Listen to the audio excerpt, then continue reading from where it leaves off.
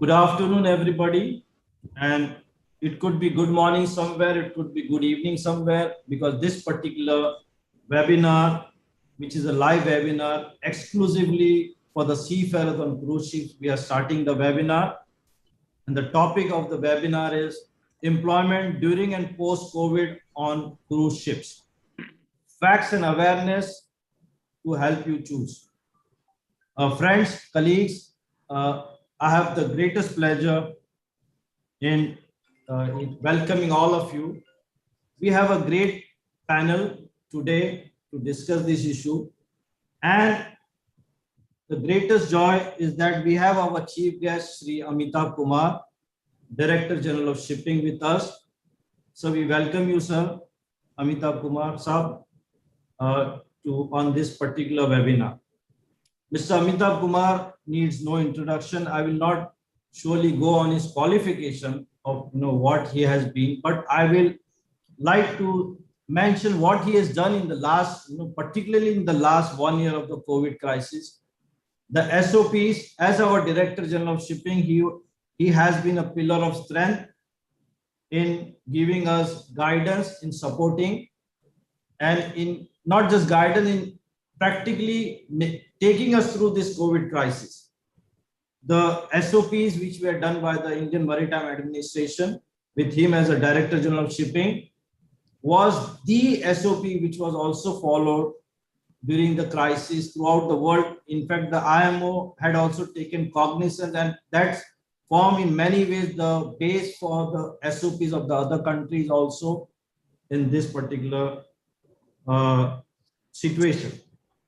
Thereafter, in the crew change, the seafarers crew change, India led the seafarers of the whole world, the countries of the whole world in the crew change, and it continued to lead.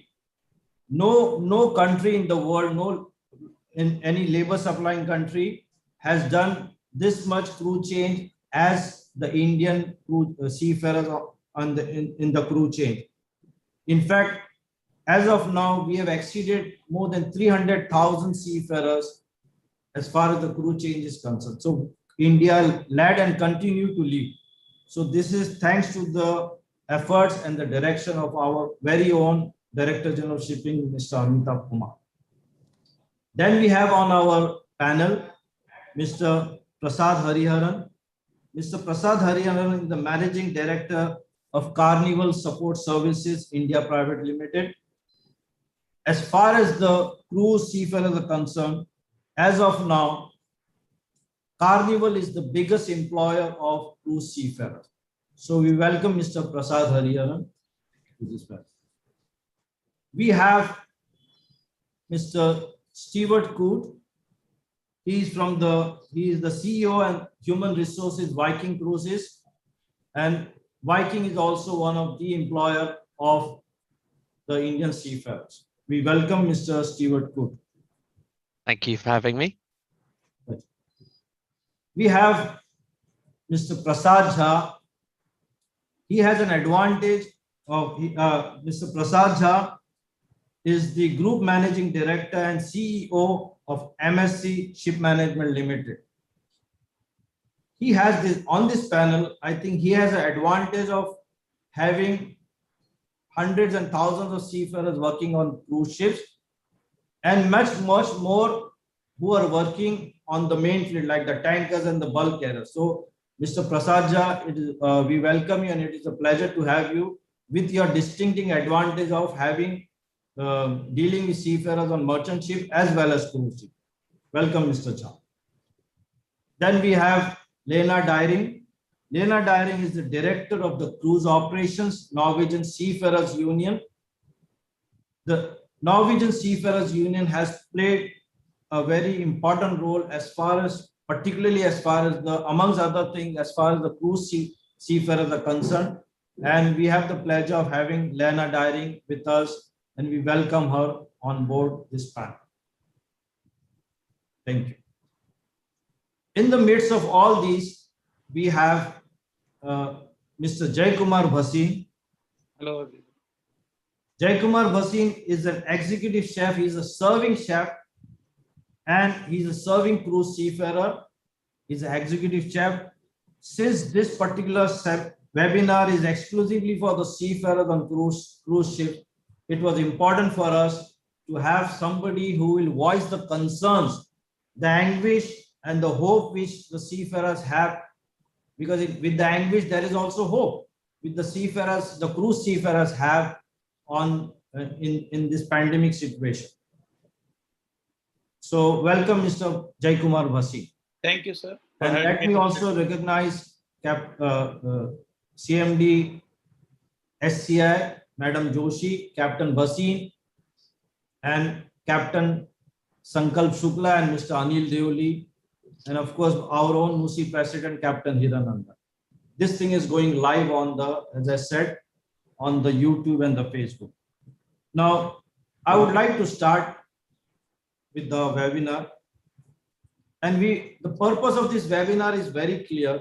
It is a reality check. It is realistic information. And what we have been doing and what can be done. This is all for good. As seafarers, you see, as we mentioned, the topic was employment during and post-COVID on cruise, facts and awareness to help you choose. So seafarers, those who are at the ground, at home, they are entitled to have a proper information, and that is the whole purpose of this seminar. The seafarers on the merchant ships, by and large, very challenging. They have been able to get employment. I'm saying very challenging, but still they have been able to get employment. But that is not the same situation as far as the seafarers who are working on the cruise ships. And when we talk about merchant ships, of seafarers working on ships, we usually tend to think mostly about the merchant ships, the tankers and the bulk carriers, and many a time we forget about the cruise seafarers. So that is the purpose for this particular webinar. And may I now invite Mr. Jaikumar Bhasi, Executive Chef, serving cruise seafarer, to say what he has to say about the scenario as far as the cruise seafarers are concerned. All panelists are having 5 to 6 minutes, and I would request you all, to be want to give more time on the question answers. There are a lot of questions which have come up. So, Mr. Jaikumar Bhasi, please. Thank you, Mr. Abdul Ghanani. And hello, everyone, and a very good afternoon to all of you. I, Jaikumar Bhasin, would like to welcome all the dignitaries over here, including Mr. Amitabh Kumar, IRS, DG Shipping, Mr. Prabhat Jha, Mr. Prasad, Mr. Stuart Coet, Captain MP Bhasin ji, Ms. Leena Darren, and Mr. Sankalp Shukla ji, A. Devil ji, and Ms. Joshi ji. So with that, I have been fortunate to be given this opportunity to speak on behalf of all the seafarers by our NUSI, which is a National Union of Seafarers in India. So, and to all our beloved seafarers who are there sitting at home or who are currently working, to take out the special time to participate in this cruise webinar for the seafarers.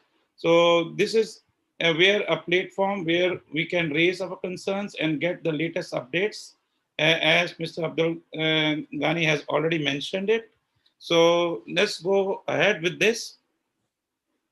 So as we all know that at present we are going through a very bad phase for the last 15 months or so with the pandemic COVID-19, and which started in actually 19, but the effect was mainly in 2020 March. Me being personally a crew member, active crew member, as Mr. Abdul already mentioned it. And I am here at home since last 15 months. And I am sure there are much more people who are sitting at home for much before me and more than me. So it's a big problem with everybody. As we all know that the cruise companies, the shipping, as we work on the ship on board, Our salary normally starts when we join the ship, and it ends the day we leave the ship. And people, to the tune of a galley steward, I'm talking to the lowest position in the ships, to the highest position, or to the mediocre, where the salary starts from $500 in some company or above, is a very bad situation for them. And currently, uh, I personally, whomever I know in my 4 companies on the ships, I'm getting a lot of calls in a day, querying about what is happening, any update, what is new. Now we all know where we stand somehow by the news coming with the CDC and all that.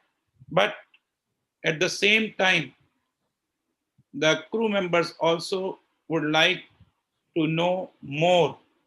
And that is where this platform, which was provided by NUSI along with the DG Shipping directly, initiated by Mr. Amit Kumar. Thank you very much. And all the panelists who ever participated in this, to go ahead and see.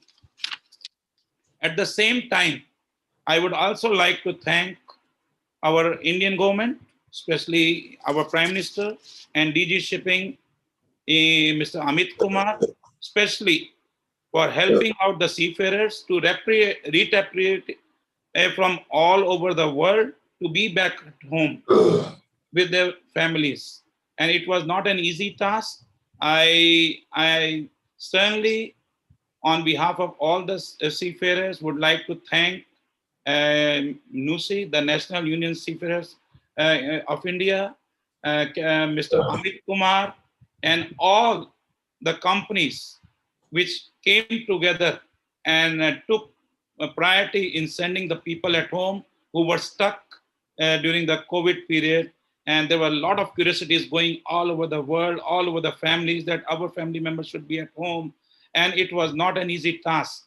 Believe me, it was not an easy task. I salute you, Mr. Amit Kumarji and Mr. Abdulji, you and your entire team, along with the all cruise industry people, that they came together and took that thing that yes, the first priority should be the people safe and people should be at home.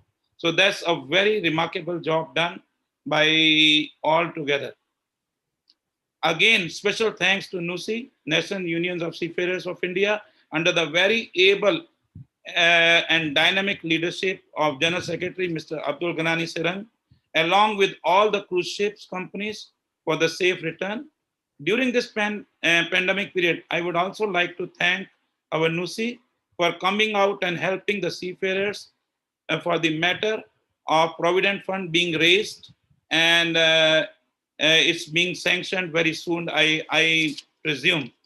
During this pandemic period, I would also like to thank NUSI for also coming out and being proactive in giving financial assistance to the seafarers' widows and the retired seafarers who are at home.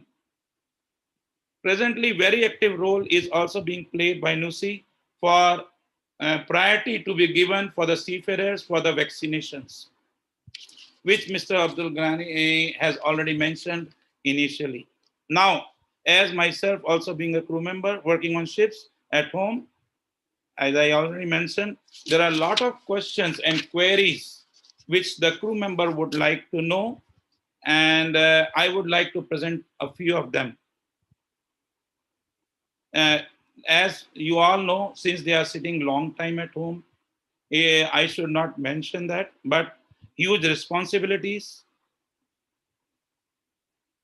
lie on them, and a lot of families on their backward, as you know, especially in India, the family culture, the dependents, whether they are parents or their brothers, sisters, the education, the tuition fees for their kids, the housing rent, the loans, if any, they have taken. Because when they are in service, you know, the money is coming in, so it's easy to pay loans. So we all go for the loans.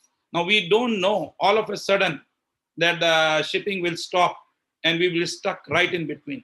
I have, including myself, took a lot of insurance companies for me and my families, and I have to pay those hefty loans, and I'm stuck in between. If I believe with 27 years of service, I am stuck.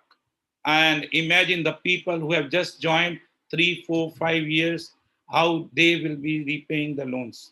So there's a lot of curiosity is going around with them, and they are with a big dilemma. What is going to happen? When is going to happen? And there is, as Mr. Abdul Ghani already mentioned, because he might be facing a lot more furious questions, that how long will they have to wait? How long will and when will the pandemic situation be over? Some of the crew, I am telling you the truth, and it's a bitter truth to digest. Some of the crew is really getting very demoralized. And believe me, they have taken very nasty decisions which should not be taken, and I should not be mentioning in this platform. But yes, I need to, because right now I know I am speaking to the panelists whom we should raise these questions. They have taken very, very drastic steps, and the frustration is at its height, at its peak, that there are no salaries. They don't know when they will be called. It's always given 1 month, 2 month, 1 month, 2 month timing, and the CDC is always delaying. Even as the latest news this morning, there is some still things going on with the CDC and the cruise companies agreement and all that. Just for a simple example, I have already given that. So we all know the situation at present, and we are facing what we are facing, but we all are waiting anxiously for the opening of the cruise industry in the safe and healthy manner, where both the crew members and the guests feel safe. Now, the life of a crew member is as important as the life of a guest. So this is our priority, that yes, all the measures taken, the cruise industry should start in the safest mode. And yes, we are hearing, and I'm very thankful to that the cruise industries have taken the initiative that all the crew members, whichever country they belong, they need to get vaccination first to enter the ships. Also, the crew members would like to know from the panelists that what we all think of returning back to business, and what is being done at present, and what is the hope. Basically, the whole webinar is today set to come out with the solution, that what is the hope, how long we will be giving the people 1 month, 2 month, 1 month, 2 month time. And it's not easy, believe me.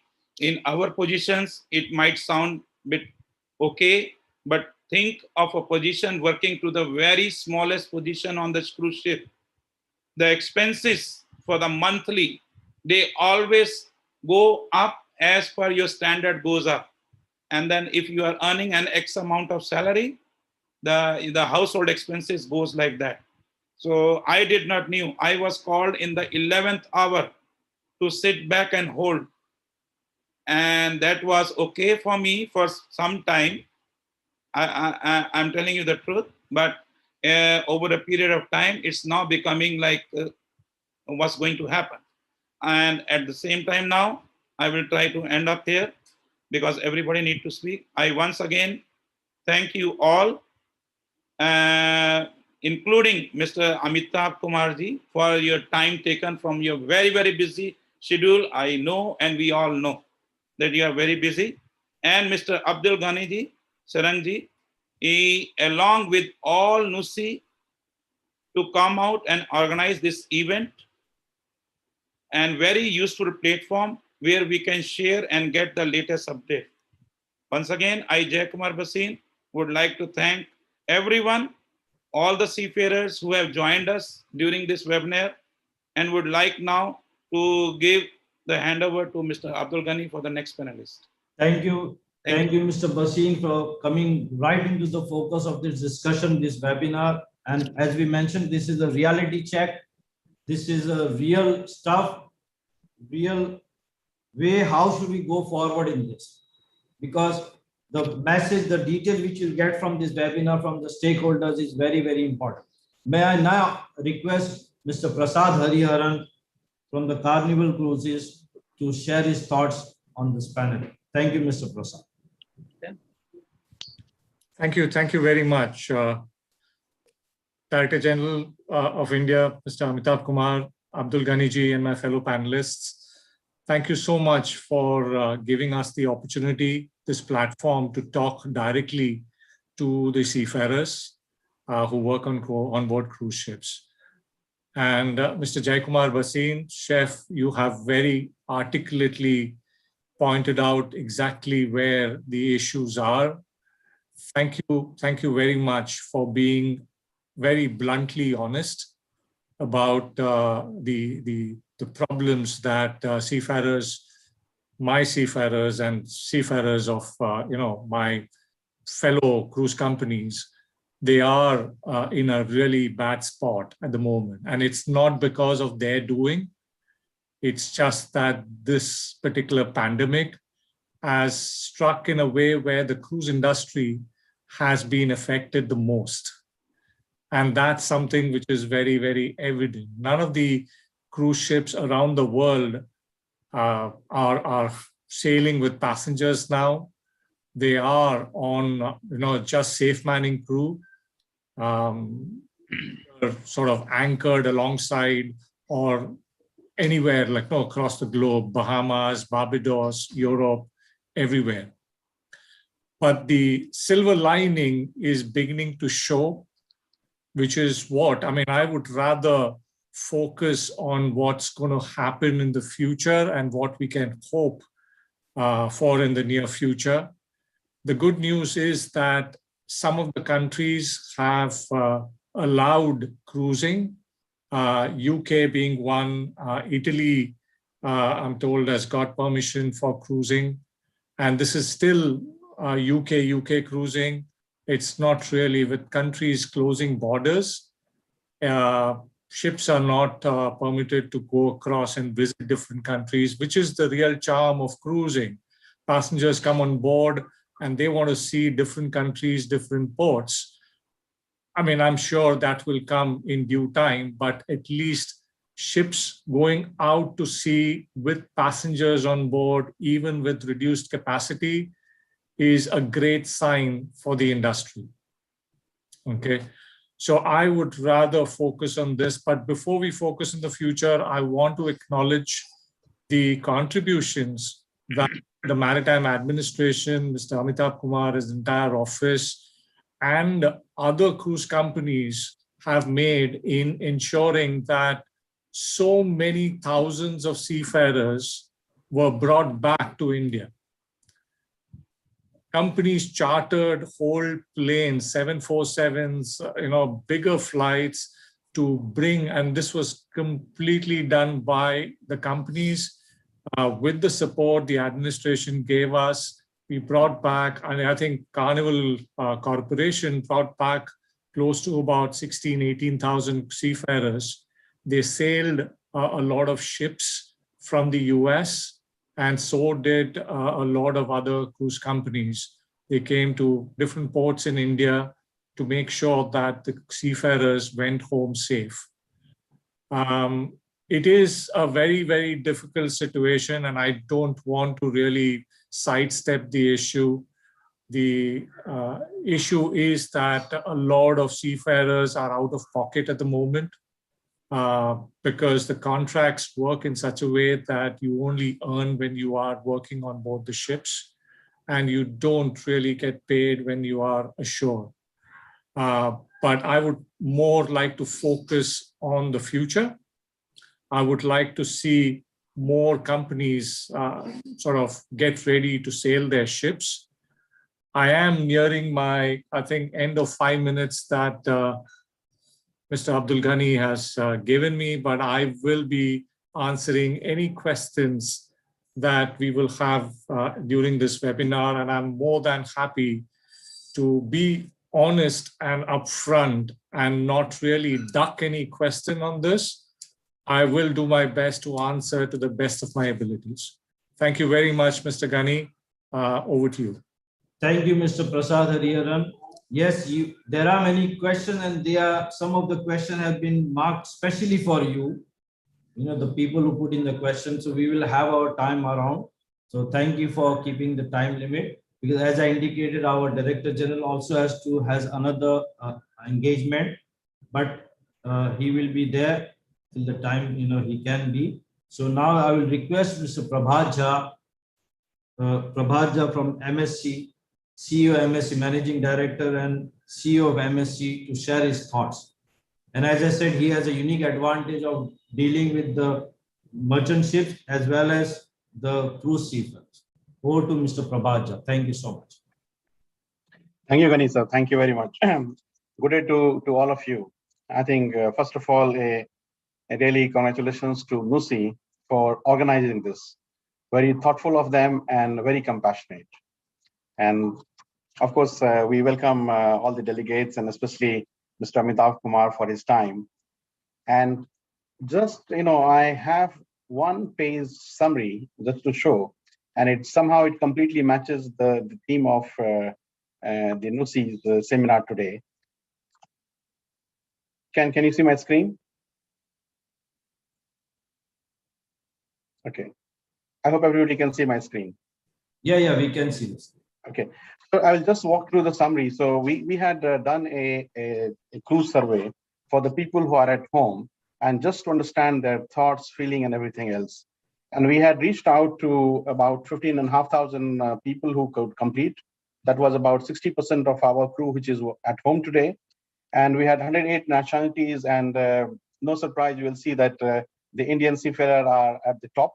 It was almost 3,500 Indian seafarers participated in this one. And it was just to understand that we are close to them and we want to understand what is happening with them. And you can see that about 85% people are happy the way our various crew agencies in the country of the residence, they have communicated with the people. And we have a little bit more work to do so that this 85% can become even 100%. And if you say the work life, like it was already echoed by Mr. Jakumar Vasim, everybody is eager to go back to the sea. And we can see the response here that 97% of the people who have participated in the survey wants to go back to the sea. It also echoes what was said already before, that 52% people do not have any current employment and they are waiting for the cruise to restart so that they can return back home. 25% people have found some jobs, will not say, even if it says full-time employment, we know the tourism sector itself is entirely affected. And this is their area of expertise. So there are some people also working part-time. And bit of, to start for the 21 positive. So everybody is quite positive to go back to the sea. 87% are quite hopeful, and especially when they're thinking that they will go back to our MSC cruises. And there are some concerns about, as you can see on the left corner, that 38% people are worried about the health and safety protocols. So this was a very high level summary. I will stop sharing, which echoes exactly the theme of the seminar. So we know exactly as a company, we have really, we want to stay close to our people, because by helping you, we will help ourselves. I think the cruise company is more than the crew wants the cruise to restart, I mean, we don't want to burden the audience with the kind of liabilities the companies have for maintaining and keeping these big ships in active operation. But more than anybody else, we all also want the cruise to start. And so let me start by a positive note that some of you may be aware, we have a cruise vessel, MSC Grandiosa, which is already in operation from August 20 in Mediterranean. And except for the very brief period during the Christmas, where Italian government issued a directive that the cruise has to suspend, we had never stopped because of any COVID cases. She was not halted for any reason. And this just proves that the very strict health and safety protocol that were finalized in-house by MSC Cruises, by a dedicated task force with the industry experts all over the world contributing to this protocol is working. So we have a cruise vessel, we can say, for the last 8 months in the water where it is working, and this gives more hope. And as was already also commented by Mr. Hariyanan, there are some countries which are giving approval. So based on this one, because I would like to share a positive news with our people listening to the seminar. So we expect by June, 6 vessels we expect to have in operation by end of the June. And hopefully things go well, we could have more vessels operating in the summer. So this is still, only 1/3 of our fleet, but it is something positive, and and let's stay optimistic that this will only get better. Now, when you will join back the ship, I believe that things are not going to be the same as it was before. There's going to be a new normal. And starting from the fact that whenever a seafarer is going to join on board, there is not going to be any shore leave. During the whole contract, there will be no shore leave. But this should not come as a surprise to you, because today we are operating nearly 300 container vessels from our office here, and there is no shore leave even on the container vessels or bulk carrier or the car carriers. So it is something, not a cruise sector crew will be penalized, but this is what is a new norm today. And also when you will join the ship, besides doing all the tests and everything else, when you go on board, first 2 weeks, you will remain quarantined on board the vessel.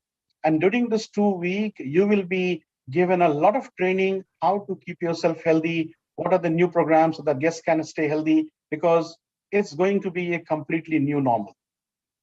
And to ensure that all this health and safety protocol policies are going to be effective, we have also created a new position on board for a health compliance officer.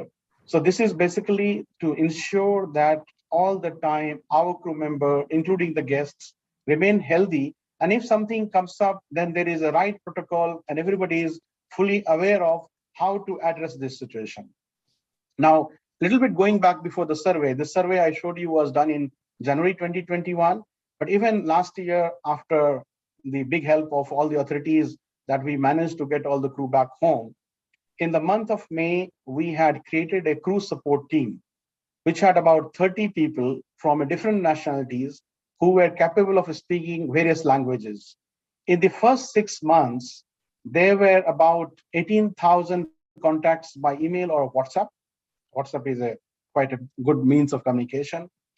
There were about 105 psychological sessions arranged by the experts when by talking to our crew on board on leave, when there was a need felt that we see that the crew members are depressed and they could do a decision which will be harmful to them, to their family. So we had a panel of psychologists, and about 105 psychological sessions were done in the first 6 months. I don't have the latest date, but it is far more than 250 today. And there were also a lot of critical cases where company did all the possible to support the crew. We also had cases, we had a 3 childbirths during this session, because there was one crew member stuck on board and she was past the pregnancy date that airlines or could be flown. And there was another crew member in Brazil in stuck ashore because the home country would not accept the crew back. And company did everything possible to make sure that they had a safe pregnancy, and they were very thankful about it. So whatever is possible by the company, we have not hesitated to implement it, everything. So we are also, like all of you, we are also looking to a very quick restart so we can get you back all to your favorite place on board the ship to work. And I'm sure that everybody will be very apprehensive about the vaccination. So as a company, the vaccination is not mandatory, because this is again a personal choice and we cannot impose on the people, but we do highly recommend that people get vaccinated. It is good for yourself, it is good for your family member, and it is also the good for the health of your colleagues. We have, as a company, MSC Cruises have participated, collaborated with many countries that you have seen in the survey, and there we are working with the government to provide the vaccination for the cruises staff. In India, especially because India is the COVID vaccination of the world, it does not need any support from outside. The government has been very, very helpful, and we had a very good discussion with Minister of Shipping even the last month during the Indian Maritime Summit. And we have also written a separate letter highlighting the urgency that all the seafarer of all the A's in India should be given a priority COVID vaccination. So please keep positive, get vaccinated, and we hope to see you back on the ship soon. Thank you very much, Gani Saab. I hope I'm staying in my 5 minutes. Thank you so much, and your concluding remarks, and also in your session, it was very positive. So as we say, there is hope at the end of the tunnel, and we definitely look towards that. So it was a very positive and gives a lot of confidence. I would just like to ask Director Mr. Amitabh Kumar ji, shall we, sir, you have some time, or we can take one more panelist, and then you can give your, otherwise you can give it now also, sir. No, you can take one more. Okay. Can I request Mr. Stewart Coot from the Viking Cruises to give his, share his thought with us, and then we'll request the DG to give his views. Thank you, Mr. Coot. Thank you. Thank you. Thank you. And I think probably one of the most important things to mention is that we need to continue talking about things like this. This is so key. So webinars like this, where we can inform crew members of what's happening across the industry, is so very important. You know what? Patience has been the key word throughout this pandemic. And I think crew members have shown incredible resilience during what has been an incredibly difficult time. But while patience is key, I think safety has to be paramount for any restart, for both guests and crew.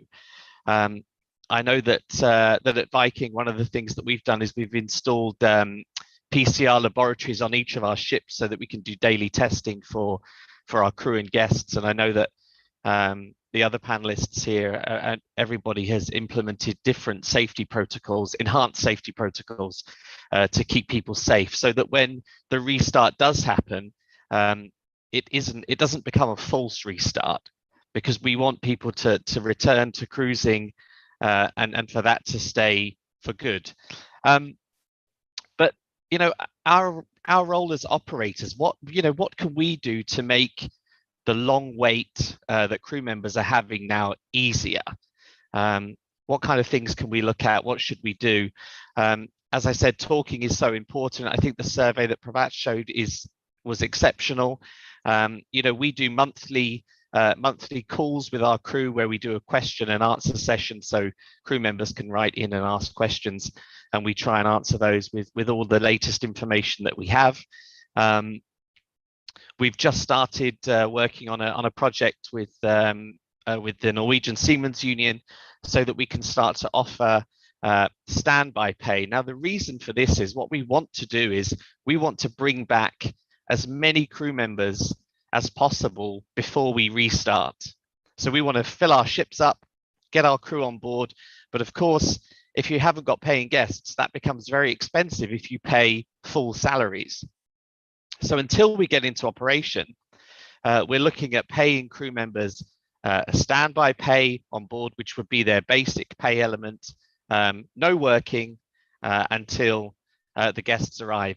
And then that way, what we can do is we can get more of these people that are at home, not earning any money, onto a ship, earning the basic salary, so that they can send that home. They're in the comfort of the vessel until we're ready to restart. So this is a really key thing that we're doing.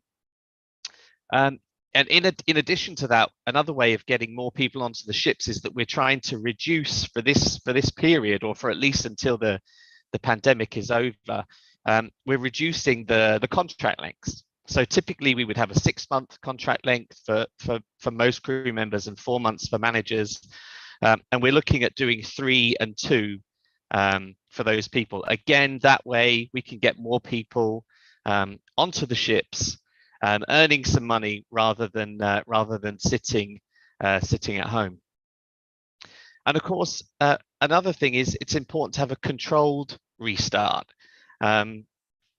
As you know, we've announced that we will start sailing our newest ship, the Viking Venus, on May 17th, which is also Norwegian Constitution Day. It's a very important day for us at Viking. So we're excited to be doing that. So we'll have one ship ready to go there. And then just today, we've announced domestic cruising around Bermuda and also Iceland. So we're excited to be getting more ships up. As some of the other panelists have mentioned, international cruising is still quite a way off. But if we can get crew members and ships sailing domestically, then that has to be a huge positive. Two other things that I wanted to touch on. Just one was vaccine priority. I think this is the most important thing that we can talk about. If we can encourage crew members to get vaccinated, and if we can get them in the various countries that key worker status and recognized as a priority group for vaccines, then obviously that will help us to get our industry moving. I know that some countries have already acknowledged that. So Croatia is a great example. They've prioritized their seafarers for vaccination, and I hope that with the help of the various unions and the ITF, we can expand that to further countries. And then very quickly, the last thing, we've touched upon it as well, is the mental health of our crew members. And it's probably the toughest time that any of them will experience. And Jayakumar Racine, he gave a great example of how tough it can be, even for someone as experienced as he. So I wanted to just end by mentioning a free charity, which is seafarerhelp.org. This is a free counselling service which is run for seafarers and their families. It's run in a number of different languages, too many to count. And crew members can contact this service via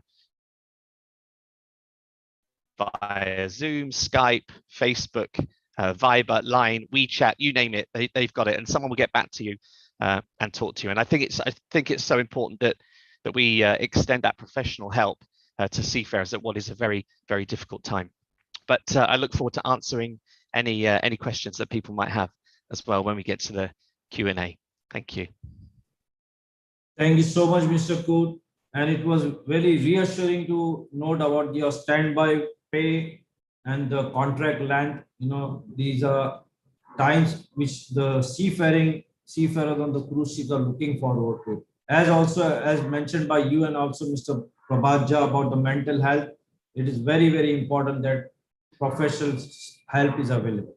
Now, can I request our Director General of Shipping, Mr. Amitabh Kumar, to share his thoughts with us? And there is one or two questions which I'll first put to him later on. Sir, please. Good afternoon, everyone. The main purpose to join the meeting today was to listen to the experts in the field and, of course, the owners and operators of cruise ship. We know that hospitality sector is the one that has been affected most adversely because of this pandemic, and cruise shipping in the maritime sector is easily the worst affected. Obviously, the people working on cruise ship have faced the brunt of the pandemic like no one else.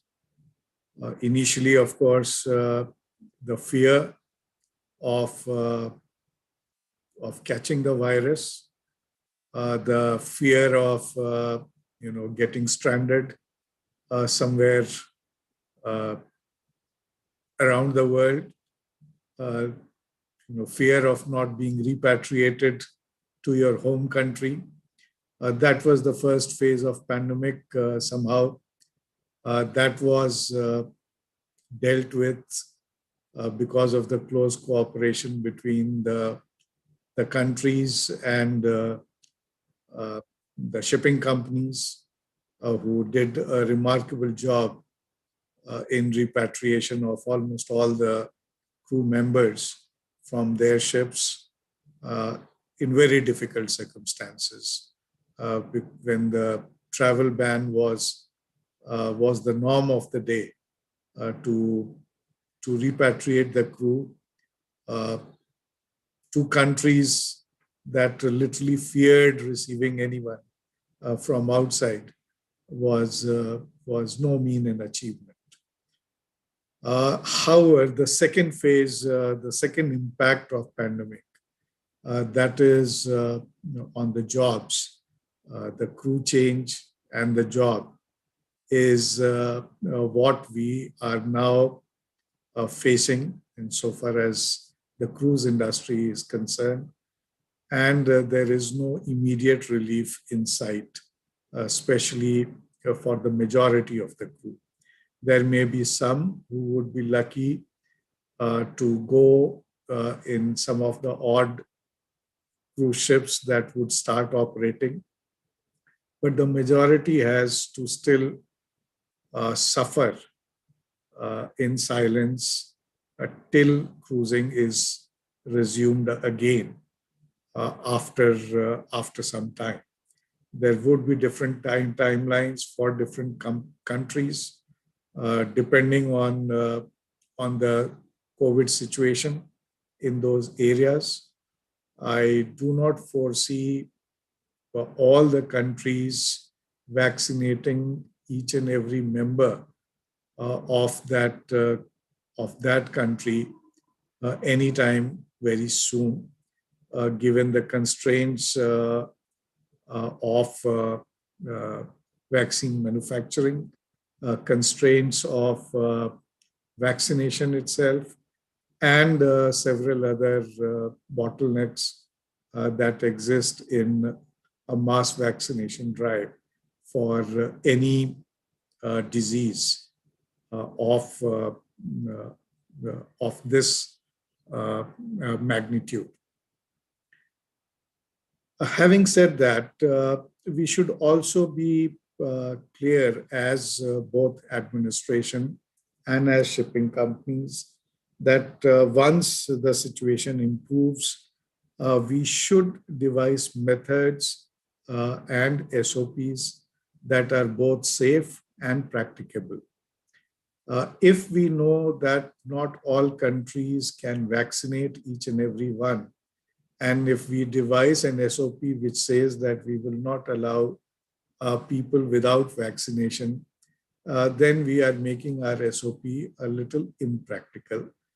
There are other methods also available to ensure safety on board.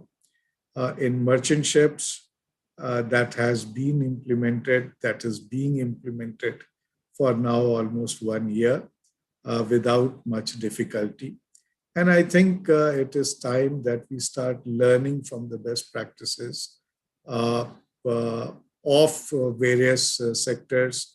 We have now airlines that are operating with some SOPs. Earlier, when we started with our SOP, there was no SOP either in the airline sector or in the merchant navy or in the cruise industry or in the hospitality sector. We were virtually the very first to come up with an SOP which we thought would be needed for merchant ships. And then we realized that our SOP was a bit too strong, and we had to dilute it a little bit in subsequent months. And that diluted SOP has also functioned fairly well in last year or so. We now have sufficient experience of dealing with the pandemic. The pandemic is not going to go away anytime soon, but the experience and expertise to deal with the pandemic will keep on adding to our knowledge, and I'm sure we will use that knowledge for developing further SOPs for the cruise industry. In short, my suggestion is that along with vaccination, we should also not ignore the importance of testing, contact tracing, and quarantine for a reasonable period to ensure safety on board. Of course, almost all the speakers before me spoke in terms of increased safety requirement on board the vessel in the new era. And that, of course, is understandable to everyone. Not only understandable, it is a prerequisite before you start any operation anytime soon. So far as maritime administration is concerned, we have been very bullish on cruise shipping industry as a source for employment generation in India. And we have been in talks with almost all the cruise shipping companies to strategize the ways of training and employment for the seafarers on board cruise ship.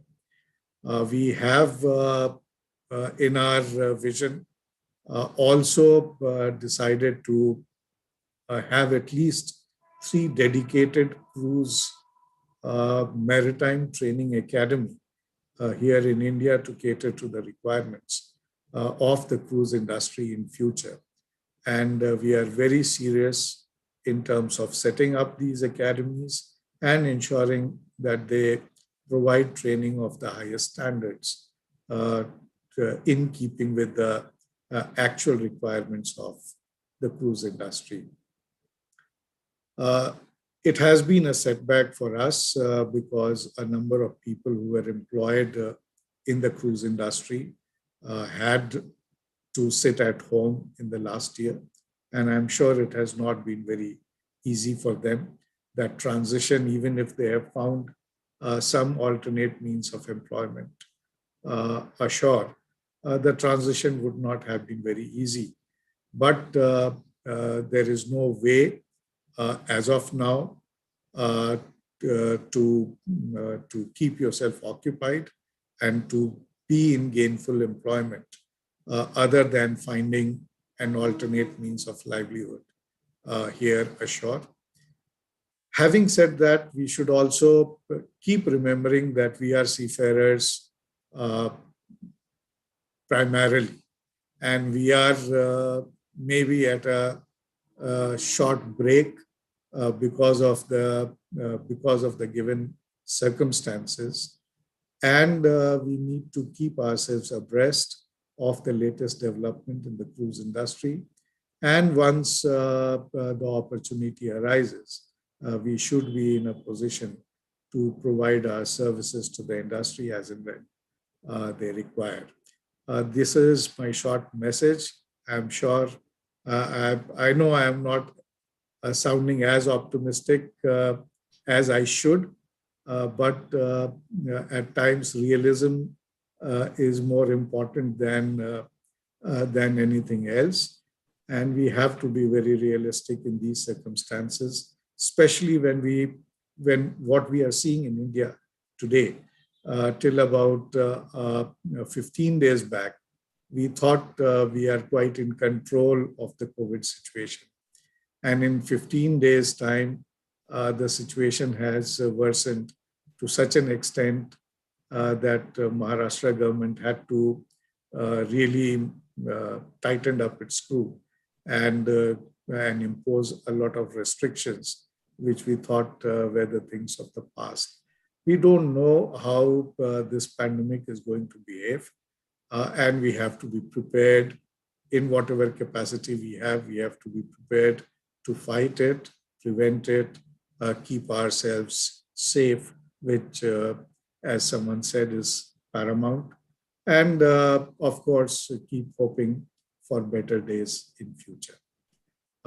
Again, the message, whoever is eligible to get vaccination here in India should not wait, should go and get himself vaccinated, himself and his family vaccinated as soon as possible. We have got ourselves vaccinated. I have got my whole office vaccinated. And that is one way to keep yourself safe, and one should not hesitate in doing so. As soon as the age restriction reduces further, more and more seafarers should just volunteer to be in the vaccination queue as soon as possible. Thank you. Thank you, sir, for your remarks, and also the way you put it, that realism is at times very important. So that is what will give us all the seafarers, particularly, a call. They have to take a call what needs to be done. And thank you for those words. And also, you mentioned, as we are aware, that seafaring and cruising is on the radar more so now in the with the maritime administration, and your activities and whatever your actions have exhibited that the cruise scenario is being taken very at the highest level. There is only one question, sir, because most of the question we receive, but many people like Maninder Singh, Majid Hussain, and Karjar, Ravlan, Antonio, they have all seafarers are very happy, and particularly those on the cruise, that there is a in principle decision taken for extending the Provident Fund gratuity and pension benefits to seafarers of all ranks and of all flags, Indian flag and also foreign flag. So there is lot of hope and there is lot of happiness among the seafarers. Would you like to say something about that, sir, about the status of how are we going to take it forward? Because in principle decision has been taken, sir. Thank you, sir. You have already informed the seafarers of the in principle decision taken. India is one of the signatories of Maritime Labour Convention. And as we all know, it is our duty to have at least 9 social benefit measures as per the convention. We already have a central inaction. It's called Seafarers Provident Fund Act, which provides for Provident Fund benefits to the seafarers. We have, as members of the board of the SPFO, decided in principle that we should extend the benefit of gratuity and pension, contributory pension, of course, to the seafarers also. And to that extent, we are now in the process of suggesting amendment of the SPFO Act. It is still an in-principle decision, and the nitty-gritties of extending the benefit of gratuity and pension needs to be worked out. The amendment that needs to be carried out in the Act needs to be worked out, and some more discussion is required with the industry, with the employers especially, before we come up with an enactment. This again, as I had clarified earlier, is a proposal from the Board of Trustees of SPFO to the government. It is ultimately for the government to accept or reject the proposal that goes from the Board of Trustees. But I'm sure, given the proactive approach of the government in respect of welfare of the seafarers, there would not be much objection to these proposals once these are finalized and sent to the government. We are still a way off. It will take us at least 3 to 4 months to finalize this. And once we finalize it and send it to the government, I'm sure it will be put up for public discussion, and more feedback from the seafarers and employers will be received before the enactment is decided by the government. Thank you. I think it clarifies. Yes, sir. Thank you so much, sir. And I want all the viewers and everybody else knows it, even the seafarers, that it is during your watch, sir. So we want everybody to focus on your frame. It is in your watch that this great achievement has been delivered in principle, but we are very sanguine that it will take its logical conclusion during your watch, sir. And we are very hopeful. I'll sign off now. I have another meeting. Yes. Yeah. Thank you for being here, sir. And we'll thank you so much, sir. We'll continue with our deliberation. And Thank you. That was very nice. On a very positive note, the DG shipping has, that was the one of the many questions which have come in about Provident Fund gratuity. So as he mentioned, in principle, the Provident Fund gratuity and pension will be available to all ranks of seafarers, whether they are on Indian flag or foreign flag. And it is just a matter of time because we need to exhaust that. We have waited 20 years. Let's wait for another few more months and it will be implemented. So we can thank the DG for that. Now coming back to our webinar, because the earlier two speakers and all the speakers had touched upon the mental well-being of the seafarer while they were on board and while they are ashore. So in this mental well-being, we have the Norwegian Seafarers Union has made lot of efforts, have had webinars, have had interaction with just not the Indian seafarer, but also in other seafarer, other nationality of seafarer. Can I invite Lena Dyring to share our thoughts on the mental well-being and the efforts and the support which the Norwegian Seafarers Union gave, particularly in this pandemic? Thank you, Lena. Over to you.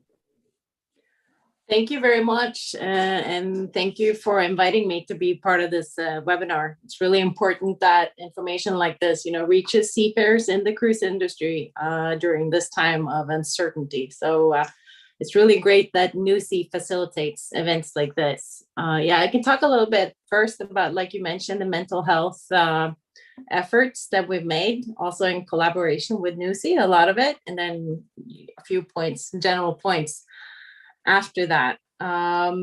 So of course, like you mentioned, during this cruising break, we've worked a lot on focusing on and promoting seafarer welfare and mental health for seafarers in particular. Because of course, this past year has brought a lot of anguish for a lot of people. First, of course, then in not knowing when they would be able to go home due to all these international travel restrictions, and government rules. And then after that, there's a long period of unemployment and you don't necessarily see the end of this unemployment. And this, of course, causes a lot of stress, anxiety, and depression for seafarers. Like was previously mentioned, these are seafarers who are used to being able to provide for their families, and now they're not sure they will be able to continue doing this. So we've worked a lot together with a lot of unions in seafarer home countries and with NUSI in particular, but also with, for instance, with AMOSUP in the Philippines as well, in promoting access to mental health services and encouraging people to talk to someone instead of keeping one's problems to oneself. And I have to say that it's really wonderful to see that NUSI has taken this issue so seriously and that you have created helplines like NUSI Sahara and other great efforts like that. And hopefully this focus on mental health can continue also after the cruise industry is back to service, and some of that stigma related to mental health challenges is gone, and also the fear of talking about it is hopefully less when the industry comes back to service.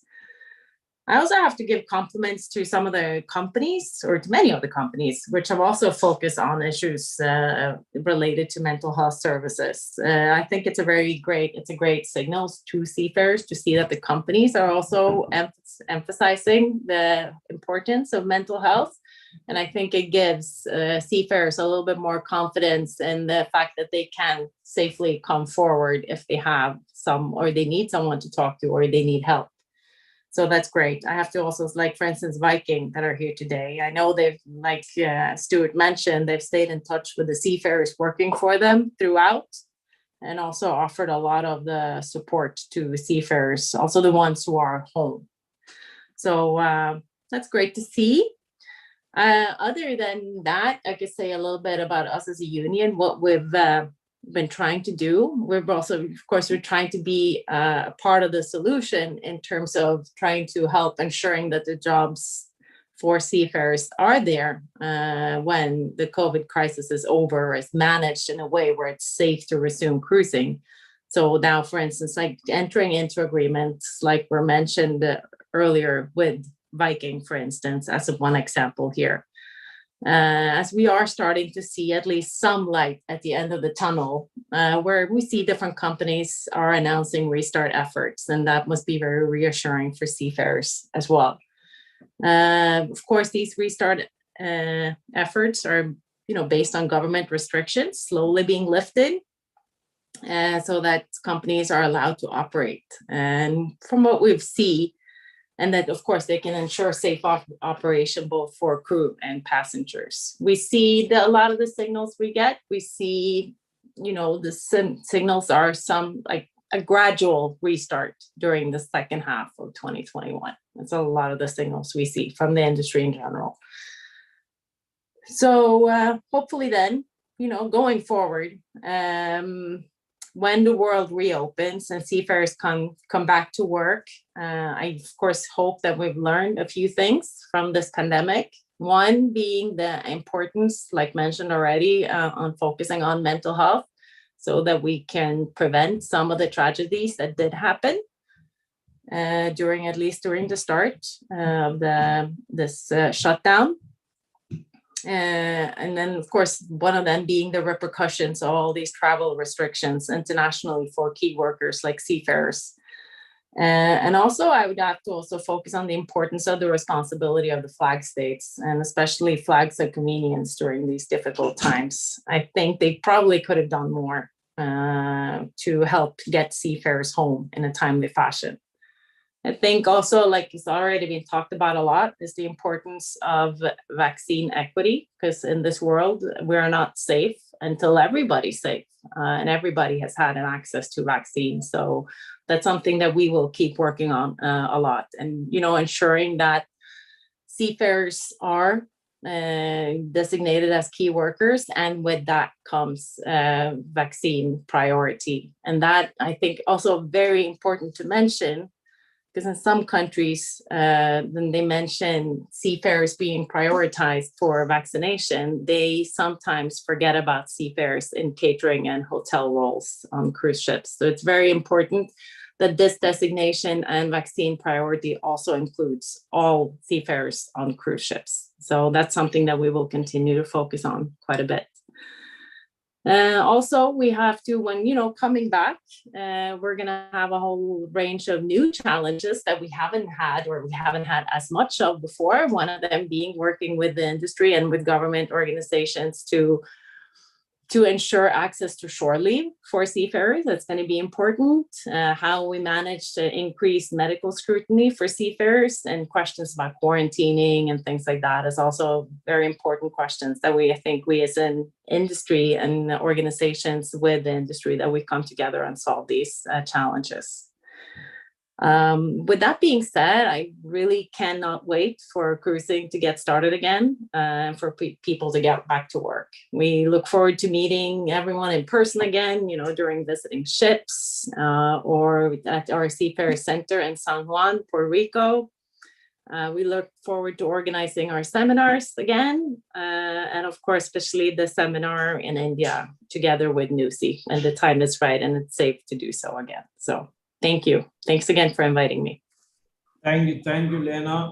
And you did clearly mention about the mental well-being being so important for the seafarer, and not just for the seafarers, but also their family members. And the fact that seafarers have been, cruise ship seafarers have been used to a particular standard of living, and there are a lot of challenges in maintaining them in this particular situation. Now, I would just like to jump in on our question answer. And we have been having a lot of questions, but we will restrict the question. First thing is that there is a question from Cliff Fernandez, and I would like to pass it on for Mr. Prabhat to respond to it. The question is, because as I said, Mr. Prabhat is having the advantage of merchant ships and cruise ships, and in large numbers. The question is, can I join on cargo ships on tankers, or should I join on cargo ships or tankers in the present situation? Mr. Jha, please. Thank you very much. And in fact, we have done many crew members who were willing and were qualified to work on the cargo ships. We have accommodated them, I mean, we are a company which is always growing, and even in this last 6 months, we have added a lot of container vessels to our fleet. And we always give our own people a priority. It doesn't matter it is coming from the cruise sector or the Ropax ferry sector. So if they have a qualification, yes, we give them the priority and we recommend them to join. And again, when the cruise will restart, we will do the internal arrangements so that they can go back to the cruises. Okay, can I ask you again, Mr. Jha? Now, this is because you have already the database of the seafarers of both cruise and cargo ship. Now, a seafarer who is purely on cruise ship, serving purely on cruise ship, what is your advice to that seafarer if they get a chance on the cargo ships, or should they endeavor to go on the cargo ship, given the fact that cruise ship is at a standstill as of now? I believe, first of all, they have a right to earn their living. And like we can see that, if a person has a financial commitment, everything. So I believe that working anywhere is more preferred than sitting alone. And when you work on board a cargo ship also, you get a lot of experience and you see the things from a different perspective. So my suggestion will be, yes, indeed, if you're finding a job on the cargo ship, do join and come back to the cruises after you complete the contract. Thank you, Mr. Jha. I have a question for Mr. Prasad. This is from Mr. Karthik, and this is many a times happening mostly on the cruise, seafarers working on the cruise. Which organization in India is responsible to check the cheating of seafarers by RPSL agents and sub-agents? Which organization in India is responsible to check the cheating of seafarers? A very, very relevant question. I think especially we always had people, frauds going on and taking money from candidates, naive candidates, promising them jobs. But we have recently seen a sudden spurt in the last 6 to 8 months, a sudden spurt of all these fake advertisements luring people to pay money for jobs. So there is no one organization that scrutinizes all this. There is no such that, but there is a lot of education that all of us can give to the aspiring candidate. One is that they need to realize that there are companies who are legitimate companies who recruit. You can go and check the jobs on their websites. Carnival has it, Royal Caribbean, Norwegian Cruise Line. These are the 3 of the biggest. MSC has it. These are big cruise companies, and when they advertise, they are completely above board, and they will advertise on their websites. You have to go there and verify. The second is always go through the RPSL registered agencies. Do not get lured by people who will promise you some money. And there are lots of people who end up, after having paid money, and unfortunately, some of them have been promised jobs on one of our brands. And they say that I have paid, 200,000 rupees to this individual who promised me that, you will get a job on one of the Carnival brands. Unfortunately, we get to know only after the event has happened. So we have, as an initiative, what we are doing is on all our social media handles, Instagram, Facebook, whenever there is a sort of a fake job doing the rounds on the internet, we sound an alert on our social media handles. We put it on our website. And this is for people to stay alert. And one thing is, please be very, very sure that you can't get a job by paying money to anyone. If you want a job on a cruise ship, you will get it on your merit. You do not have to pay even 1 paisa, 1 rupee to anybody. And don't even think that you will ever get a job without an interview. There are people who, these scamsters, they send you an email saying that, this is the job, this is the salary, and pay so much money into this particular bank account, and I will send you the appointment letter. it just doesn't happen that way. Cruise ship job is a professional job. You have to go through an assessment process. So coming back and answering your question, is there one agency which checks all this? Unfortunately, no. But we have to be educated about what are the ways of recruitment and be alert to all these scams. Thank you, Mr. Prasad. You know, the way you put it, it is the awareness is the key. And since you all are major employers of seafarers on cruise, when you yourself are saying that, you know, it doesn't happen like that. You don't have to pay. You all guys are all over above board. So you don't have to do this like this. And in spite of that, if somebody wants to do it, then they have to face the music. Then they don't have to, you know, cry about it. And because this is how it is, it should not happen like this. And it is basically on your qualification. And thank you for putting it very clearly, Mr. Prasad. I have a question for Mr. Koot. That this is from Beyanta Samadar.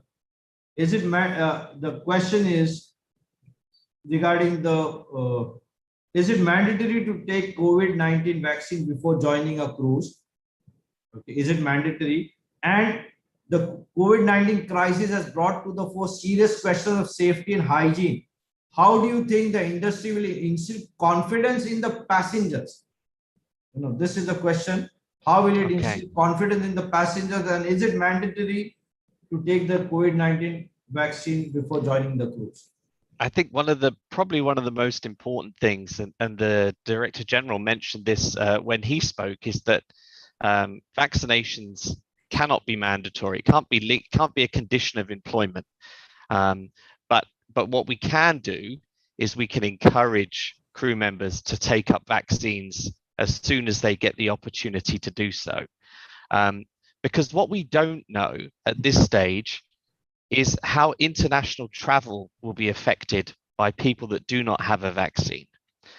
So for example, if let's say, I don't know, crew members are joining in Miami and the US government decide that only people that have been vaccinated can fly into Miami, then it's going to make it difficult for seafarers. And I think that's why we're saying to all seafarers, when you get the opportunity in your home country through a government program or through a program that's organized by your cruise line, and you get the opportunity to be vaccinated, then you should take it. But of course, it's entirely your own choice.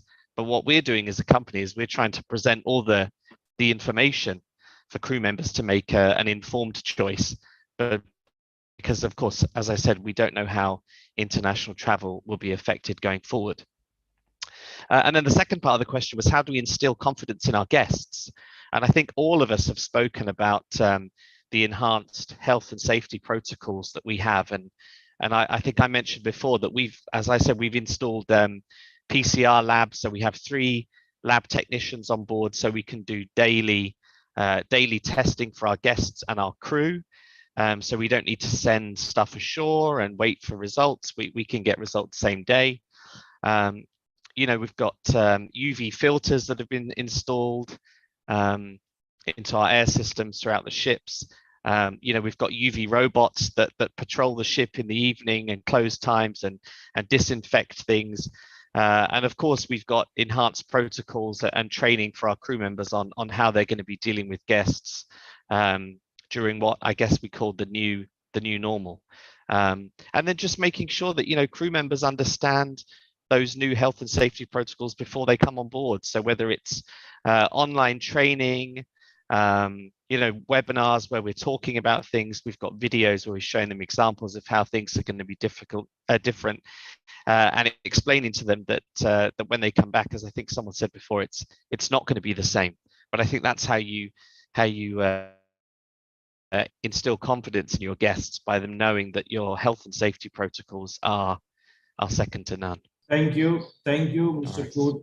I think the you know, when you mentioned when you reiterated the DG Shipping's views about the vaccine, taking the vaccine, and Mr. Prabhaja also mentioned as a company policy that it is not mandatory as a company policy to have seafarers to have their personal choice. But a logistically, if it is required in the crew chain, in some countries, they would want to have their vaccinated seafarers also coming in, then it will pose a problem if the seafarers are not vaccinated. So while it is their personal choice, if they, the way we look at it, while it is their personal choice, if they want to continue as seafarers, given the logistic, they will have to have themselves vaccinated. But again, it's a personal choice. I have one question for Mr. Jaikumar Bhasin. You know, he did mention about the COVID and how the seafarers are, you know, gearing up to it. Times are going to improve. We will see the positive outcome also in the near future. What lessons can be learned in this COVID, which will be useful when the times are, you know, we are in better times post-COVID? What lessons can you highlight? One or two lessons which we, you know, which has been learned in this COVID scenario, which will come in handy post-COVID? Mr. Bhasin, please.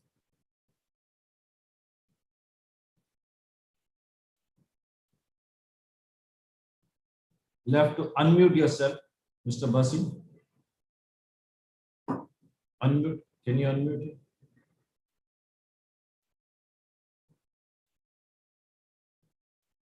You'll have to unmute, Mr. Bhasin.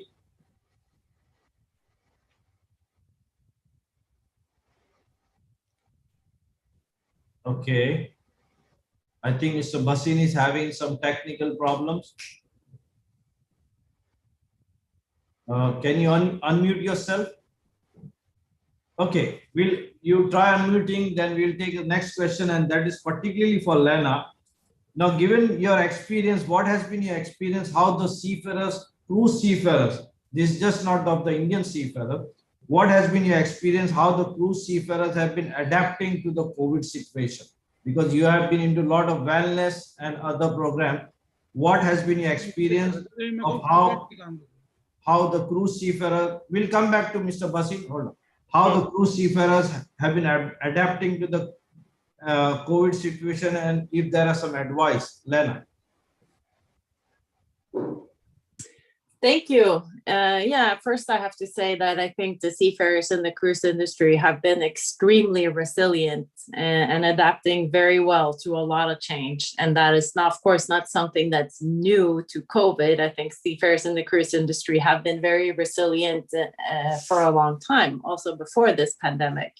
They are used to working, you know, working long days and also long contracts sometimes, and they're used to a lot of change due to working in a very international environment. So and their resilience and that background and that experience has, of course, served them very well in this crisis, in being able to also adapt to this crisis. Now, of course, it's been extremely difficult because a lot of this, you know, adaptation has been having to adapt to a long period of unemployment for a lot of people. And I'm also very impressed with how people are finding solutions. Going forward, I think it is, and some advice, I would say, it's hard to give specific advice. I think what we have to do is stay positive. The cruise industry will come back, although it feels right now like maybe it's never going to happen and it's never gonna change. And that is not so. The cruising will restart. It's just a matter of time, and we're probably talking a few months here or there. You know, so we are heading towards the end of this and the resumption of cruises.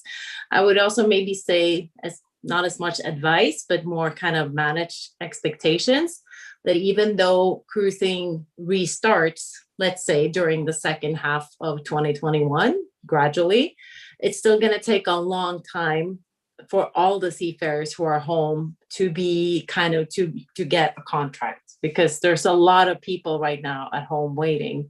And it's going to take quite some time still to get everyone to have a turn to get to a contract on board. So I just want, you know, that people are mentally prepared for that, which I'm sure people already are. As for the future, Long term, of course, we would love as a union to have a situation where seafarers have even more, job security, and hopefully, some also more job security in between contracts. And that is a big vulnerability for seafarers. And that is the conversation we're going to have with ship owners in the years to come, I'm sure. Thank you. Since you mentioned, in the time to come, how will the seafarers prepare? We only have 2 more questions. So that gives the proper time for Mr. Basim to answer that what are the lessons learned which can be used when the things go positive. Yes, Mr. Basim. Okay. Thank you, Mr. Abdul. A very valid question. Everybody wants to know. And I always guide that the first thing is stay positive. Don't lose balance. Okay. A lot of people lost balance during this time and they took very nasty decisions. So stay positive. Keep yourself, first of all, healthy and safe. Then now comes the financial question, what you have to do, how you have to do. Don't try to shy away from any job. Okay, whatever job you get it temporarily, take it. Third, very important thing is save money during your good times. Save money for the rainy days, save money for the dry days. It's very important. That is what is the simple mool mantra I can say to survive, because this is a situation where we do not know when the things are going to be straight. And as Ms. Lena just said, is a long period maybe to wait. It's not going to be easy for everybody to join at the same time. The ships will be going in phases. So please, as I request, if you get any temporary job, take it. Whenever next time you get job opportunities, save money and do enjoy your life when you're working, but do save money for the future. You never know. And the last thing is, don't try to shy away.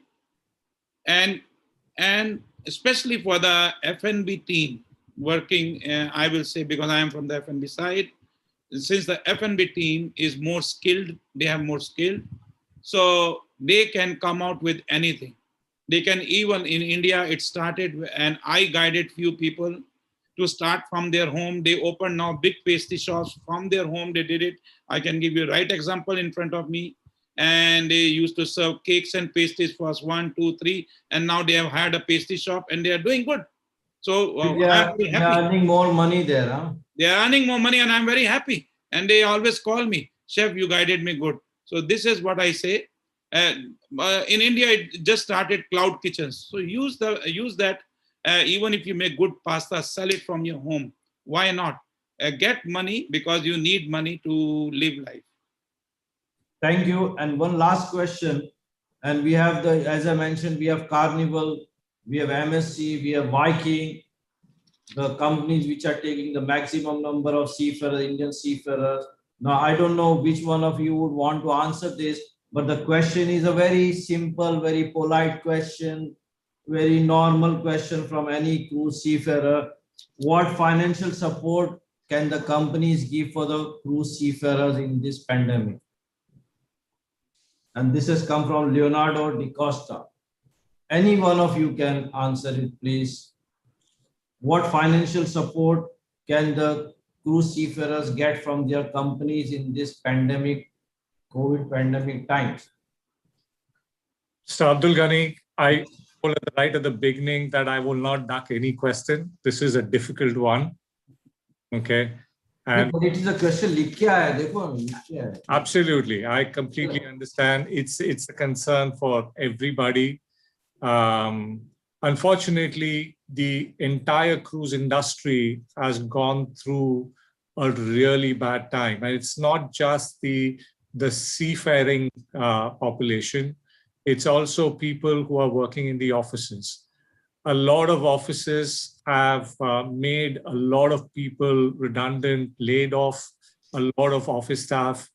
People who continue to work have taken salary haircuts. So we are all in this together, okay? So unfortunately, there is limited relief as far as financial support is concerned. But I'd like to just add something to what Mr. Jaikumar said. The one thing that I think all seafarers or everybody, not only just the seafaring public, we must learn an alternate skill. It's not just practical to just have one skill. Seafarers, when they are back home for 2-3 months, they have quality time. And many a times I meet people who are on leave and say, how are you spending your time? And they say, Coach Naeem, we're just relaxing, enjoying. Yes, the leave is to relax and enjoy, but if you were to develop an additional skill, it just ensures, it's a bit of an insurance in case something like this were to happen. Not only just COVID, we have to have the fittest people. Sometimes health doesn't support us to go back and work on a cruise ship. At that particular time, this alternate skill, it could be as simple a thing like learning a computer, like how to use Word, Excel, Microsoft, PowerPoint, so that you could work in the office. Now, these are things which would help us in the future. Okay. Thank you, Mr. Prasad. And I also recollect what Mr. Kood mentioned about the standby pay which they have been giving for the seafarers. These are very challenging times, and it will definitely come in very helpful. So I think on that, Mr. Prabhat, you wanted to say something? Yeah, I just want to add the same comments as Mr. Prasad said, that this problem is for the entire industry, and the companies are itself, like I said in the beginning, that we don't want to burden our seafarers with the financial commitments the company have in running and keeping the ships afloat and ready for the standby operation. So I believe that the companies are even more eager than the seafarer to get the start. So they are themselves, many companies are on the verge of, getting financial help. Somebody have in-house resources, but so we are all in this together. So at present, I think we all have to wait and be positive for the restart, and then everything should fall in place. Thank you so much. And since you're mentioning about the restart, one of the things which was mentioned was that seafarers on their own also should be in preparedness, readiness with their documentation. And also, if the call comes in, if they are required, that is not the time they have to hurry about the door. They have to prepare themselves in advance towards, when the proper opportunity comes in, and just not wait for the call or the selection of the companies by the company. So I think we have had a very, these are challenging times, no doubt about it.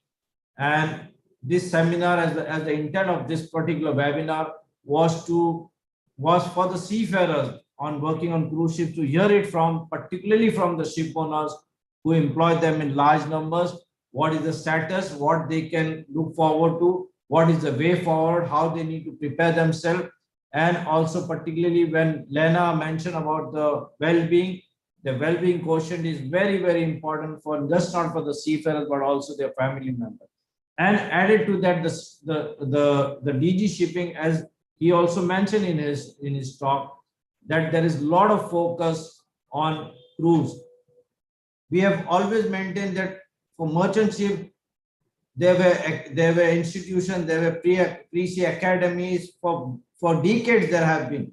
But for the cruise, the seafarers on their own volition, we salute the seafarers on the cruise ship on their own efforts. They have what has been achieved as far as the cruise is. It is purely on the efforts of individual seafarers and the cruise employing companies. There have been not much outside government support, but now the things are changing, and we look forward to the very fact that he did mention that the 3 maritime academies purely for cruise is a very good indication of what the things are going to unfold in the future. We have to hope for the best, and thank you for the panelists for being here, and also our guests who have been there, and particular thanks to our DG shipping, because when the DG shipping is there on the webinar, hearing us out, it gives a lot of confidence. So I thank you all once again, and let's hope that we are working towards that towards the priority for the seafarers to get the vaccination. That is the main effort which we are channelizing all our energies and activities for our, because we have already have that one of the NUSI camp for all ranks of seafarers in Valsad in Gujarat. We are going to replicate it in 17 branch offices of our NUSI, that medical camp for all ranks of seafarers. And we are very sanguine. We are hopeful that thing will turn out for the best. So thank you, all of you, for being here. Take care. Thank you very much. Can you hold on? Can you hold on? We'll have a photograph